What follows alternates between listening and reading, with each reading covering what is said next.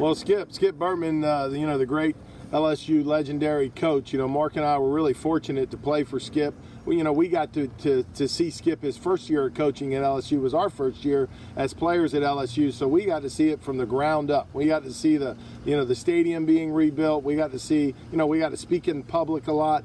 But how we were so fortunate is we got to learn every angle of baseball there is. Skip was the master at teaching the game and making sure every single percentage was in your favor. Even if it was a small percentage, we learned, all the little nuances and all the other positions. As a catcher, I knew the timing of every infielder and every pitcher and what they were doing, just because that was his thing. He was a master coach, and we definitely learned a great deal.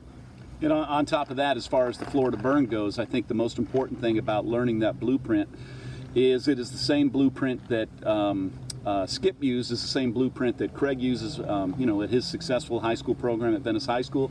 It's the same blueprint I learned, and used throughout my entire career, especially in amateur baseball. But most importantly for the burn, it's the same blueprint that most of our coaches learned as well.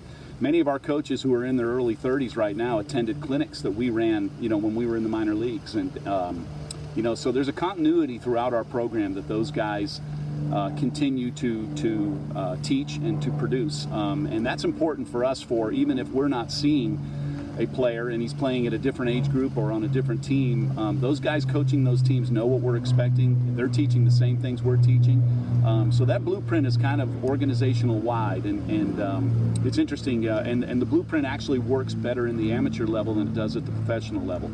And that's one of the things that Skip stressed to us a lot. He called us after we won in Jupiter last year on the way home, and he talked about the blueprint and all the things we learned and how successful it can be in amateur baseball, and how some of the things maybe wouldn't work in professional baseball, but in amateur baseball they win games, they develop players, and they definitely improve players' instincts and create a better overall product in the end. So that's what we're trying to create for our players, as well as having the best experience they can have playing summer baseball.